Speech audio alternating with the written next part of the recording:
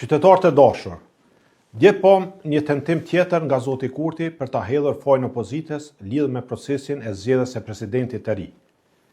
Ajo që pam nuk ishte reflektim, por vetëm ndryshim i formës.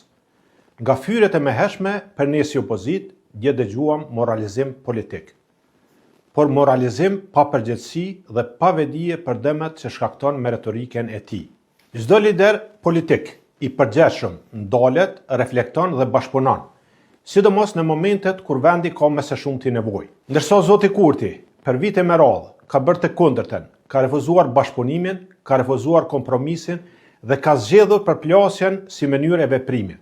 Edhe tani ai po kërkon nënshtrim, jo bashkëpunim, po kërkon për krahjen tonë, jo për shtetin, po për pushtetin e tij, jo për stabilitetin e vendit, po për stabilitetin e tij politik. Prej gati 2 vitesh, vendi po bëhet peng i blokadave të tij politike. Jo sepse mungojnë mundësitë, por sepse mungon vullneti për të qeverisur me përgjegjësi. Qytetarët e nderuar, sekretari i PDK-s, unë kam dëshmuar vullnet, gatishmëri për dialog dhe bashkëpunim. Kam qenë aty, në çdo takim, në çdo ftesë, madje edhe në vikend, në zyrën e tij me shpresën e vetme, që kjo çështje të trajtohet seriozisht dhe me përgjegjësi shtetërore. Po shumë shpejt u bë qartë, nuk ishte interesuar për konsensus, nuk ishte interesuar për kompromis, kishte vetëm një qëllim, imponimin e një presidenti partijak për pushtetin e tij. Ne së PDK kemi ofruar zgjidhje konkrete, kemi ofruar marrëveshje gjithëpërfshirëse, kemi ofruar marrëveshje vetëm për presidentin dhe diskutim për emrat konsensual në një fazë të dytë pas dakordimit parimor. Madje kemi mbështetur edhe figura unifikuese që i bashkojnë gjithë qytetarët tonë.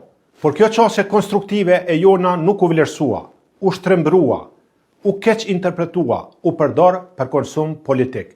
Dhe në fund, vendi u shtyje drejt një rrugë të gabuar që çon në zgjedhje të reja me 2 kandidat partijak të tij dhe pa asnjë përpjekje reale për zgjidhje. Edhe pas vendimit gjykatës kushtetuese, që i dha kohë mjaftueshme për të reflektuar dhe vepruar, nuk pati asnjë hap serioz, asnjë platformë, asnjë ofertë sinqertë. Madje nuk ishte në gjendje ta konkretizonte as kërkesën e tij përmes një letre zyrtare për PDK-n. Kjo, qytetarët e nderuar, është mungje nga përgjegjësia që ju ja keni besuar. Përgjegjësi nuk është të dalësh 3 ditë para fatit me ide të reja.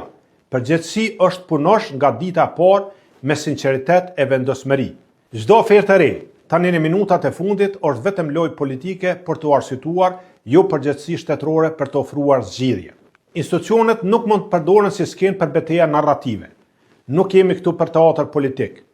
Nuk jemi këtu as për sfilata politike pa rezultat. Jemi këtu për zgjidhje. Dhe kur mungon serioziteti, nuk mund të ndërtohen as bashkëpunime. Qytetarët e nderuar, qëndrimi ynë ka qenë, është dhe mbetet parimor. Nuk bëjmë pazare politike. Për ne, stabiliteti institucional nuk është objekt negocimi, por interes shtetëror. Dhe stabiliteti nuk ndërtohet me improvizime dhe kalkulime ditore politike. Ndërtohet me besim qytetar, me legitimitet të ri. Prandaj duhet të kthehemi te qytetari. Le të vendosin ata për drejtimin që duhet marrë vendi. Sepse demokracia nuk është vetëm numër votash, por është edhe mënyrë se si e përdor atë besim. Nuk duhet të keq përdoret kështu besimi qytetar nga kryeministri i vendit. Kosova nuk e ka luksin për zgjedhje e kriza, të cilat për ty fatkeqësisht janë vetëm lojra politike.